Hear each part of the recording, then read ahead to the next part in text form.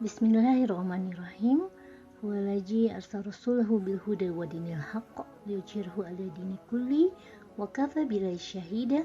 Asyhadu an la ilaha illallah wa asyhadu anna Muhammadan abduhu wa rasuluhu la nabiyya ba'da. Assalamualaikum warahmatullahi wabarakatuh. Perkenalkan teman-teman, saya Dr. Anita yang mengisi podcast Itsar pada kesempatan kali ini. Kita akan sharing tentang hikmah saum Ramadan. Mungkin sering ya kita ada yang bertanya apakah adik kita atau anak-anak kita atau teman-teman kita mengapa Allah menyuruh kita untuk berpuasa, dan apakah puasa itu memberatkan, serta apakah puasa itu memberikan manfaat, dan apakah puasa sebuah kebutuhan. Dalam sebuah hadis yang diriwayatkan oleh Imam Nasai dari sahabat Abu Umamah, "Wahai Rasulullah, perintahkanlah kepadaku satu amalan yang Allah akan memberi manfaatnya kepadaku dengan sebab amalan itu." Maka Rasulullah SAW bersabda, "Berpuasalah, sebab tidak ada satu amalan pun yang setara dengan puasa." Kemudian di surat Al-Baqarah ayat 183, "Hai orang-orang yang beriman, diwajibkan atas kamu berpuasa sebagaimana diwajibkan atas orang sebelum kamu agar kamu bertakwa." Nah, teman-teman tahu nggak kalau kebutuhan tubuh terhadap makanan itu diklasifikasikan menjadi 3 tingkatan. Ada tingkatan hajat yang dibutuhkan, yaitu makanan yang sekedar untuk bisa menegakkan tulang punggung. Kemudian ada tingkatan kifayah, ukuran kecukupan, yaitu membaginya dalam 3 bagian, sepertiga untuk makanan, sepertiga untuk minuman, dan sepertiga lagi untuk oksigen. Kemudian tingkatan fudla yang melebihi batas, yaitu makanan yang melebihi sepertiga bagian. Menurut hadis riwayat Tabrani, lambung bermasalah maka semua organ akan bermasalah. Dari hadis riwayat Bukhari Muslim, orang yang beriman makan dalam 1 usus, sedangkan orang kafir makan dalam 7 usus. Jadi puasa itu memang memberikan rasa lapar dan haus yang berakibat melemahkan tubuh, namun akan menormalkan fungsi jantung, mengistirahatkan hati, membakar lemak di bawah kulit, memfungsikan cadangan protein, merangsang hormon, mengistirahatkan organ pencernaan, mengobati penyakit, menghilangkan endapan racun di dalam tubuh, menyehatkan fungsi ginjal, dan bahkan bisa mencerdaskan otak. Nah, coba kita bayangkan bahwa di lambung kita makanan itu ditampung dan dicerna selama 4 jam. Di usus diolah sampai diserap selama 4 jam. Jadi total proses dalam pencernaan kita adalah 8 jam. Kalau kita ibaratkan kita makan 3 kali sehari, sedangkan puasa hanya 2 kali sehari. Bila kita makan di luar bulan puasa, maka organ pencernaan tanpa istirahat sama sekali.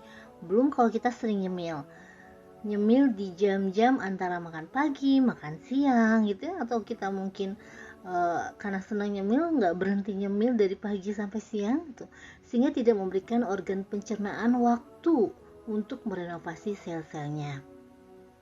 Tapi dengan berpuasa akan memberikan interval waktu untuk organ pencernaan merenovasi sel-sel yang rusak dan memberikan kesempatan energi tubuh terhadap keperluan organ tubuh yang lainnya.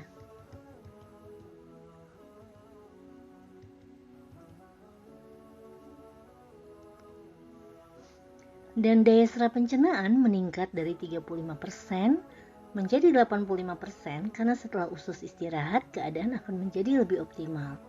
Kulit juga akan mengalami regenerasi sel karena banyak zat yang terdeposit dipecah oleh tubuh sehingga memberi ruang untuk proses regenerasi. Aktifnya hormon glukagon karena harus memecahkan glikogen untuk menghasilkan energi.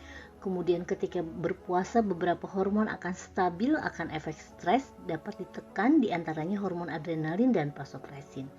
Efek libido pun dapat ditekan dengan berpuasa. Sesuai dengan hadis riwayat Bukhari Muslim, "Wahai golongan pemuda, barang siapa di antara kamu telah sanggup biaya secara fisik maupun psikis, maka hendaklah menikah. Karena menikah lebih menundukkan pandangan dan membentengi kemaluan. Barang siapa belum sanggup biaya, hendaklah dia berpuasa, karena puasa itu dapat menjadi benteng baginya." Bahkan bukan hanya kaum muslim yang mengakui bahwa Puasa ini memiliki hikmah dan manfaat yang besar bagi kesehatan.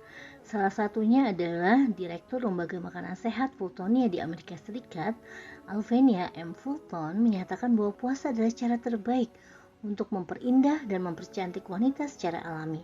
Puasa menghasilkan kelembutan pesona dan daya pikat. Puasa menormalkan fungsi-fungsi kewanitaan dan membentuk kembali keindahan tubuh. Puasa dan kecerdasan. Imam Syafi'i terkenal dengan kepintaran dan kekuatan hafalan. Ketika berusia 15 tahun, beliau sudah bertaraf ulama besar dan layak memberi fatwa. Beliau senantiasa mengamalkan puasa sunnah. Pada suatu hari beliau menceritakan bahwa beliau sudah 16 tahun tidak pernah kenyang. Dengan mengamalkan rahasia ajaib inilah para cendekiawan Islam pada era kegemilangan Islam dahulu menjadi terlalu pintar dan jenius. Kebanyakan mereka berpuasa sunnah sebelum mencapai usia balik dan diteruskan hingga akhir hayat mereka. Berpuasa juga meningkatkan kondisi ruhiyah kita. Luqman Al-Hakim menasehati anaknya, "Wahai anakku, apabila perut dipenuhi makanan, maka gelaplah pikiran.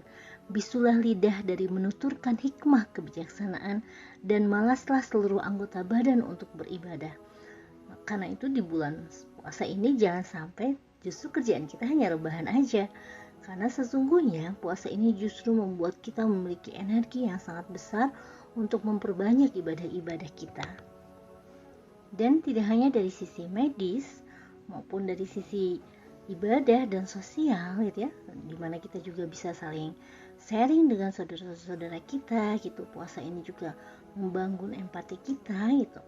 Ada beberapa hikmah puasa yang juga sangat utama, yaitu bagaimana kita menjadi orang yang bertakwa, kemudian bukti ketaatan kita kepada Allah.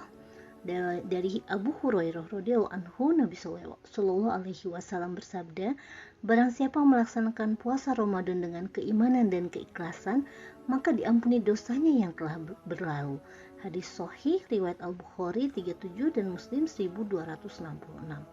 Puasa juga melatih kedisiplinan. Puasa juga mengajarkan kita untuk melatih diri agar disiplin waktu, tepat untuk kita sahur, waktu sahur dan waktu berbuka. Puasa juga mengajarkan solidaritas. Puasa Ramadan mengajarkan kepada manusia untuk lebih peduli kepada sesama dengan banyak bersedekah. Rasa haus dan lapar dikala berpuasa dapat meningkatkan solidaritas sosial terhadap orang-orang miskin yang ditimpa kesulitan maupun anak-anak yatim ya. Dan Rasulullah SAW telah bersabda, "Barang siapa yang memberi makan orang yang berpuasa di bulan Ramadan hingga kenyang, maka Allah memberinya minuman dari telaga Rasulullah SAW, di mana seteguk air itu menjadikannya tidak akan pernah merasa haus selama-lamanya hingga ia masuk ke surga." Puasa juga mengasah kesabaran. Jadi Masya Allah ya, teman-teman, ada begitu banyak sekali hikmah dalam puasa gitu ya. Dan semoga memang Ramadan kali ini menjadi Ramadan terbaik kita, Ramadan tempat kita untuk menempa diri menjadi hamba-hamba yang bertakwa, Ramadan yang menjadikan kita pribadi-pribadi yang lebih baik, pribadi-pribadi yang lebih soleh dan solihah, pribadi-pribadi yang pasca Ramadan tetap istiqomah dengan amalan-amalan Ramadannya. Dan semoga Ramadan ini kita juga bisa meraih begitu banyak hikmah, hidayah, kasih sayang dan rahmat Allah Subhanahu wa taala untuk kemudian menjadikan kita adalah hamba-hamba yang lebih baik insya Allah. Jadi ayo gunakan dan manfaatkan Ramadan kali ini untuk merubah diri. Manfaatkan Ramadan kali ini untuk meraih hikmah. Manfaatkan Ramadan kali ini untuk menjadi pribadi yang sehat, pribadi dengan ruhiyah yang kuat, dan pribadi dengan jiwa sosial yang mantap. Oke, terima kasih teman-teman. Mohon maaf apabila ada kesalahan. Segala kebenaran datangnya dari Allah dan kehilapan datangnya dari saya pribadi. Mohon dimaafkan. Wabillahi taufiq wal hidayah. Wassalamualaikum warahmatullahi wabarakatuh.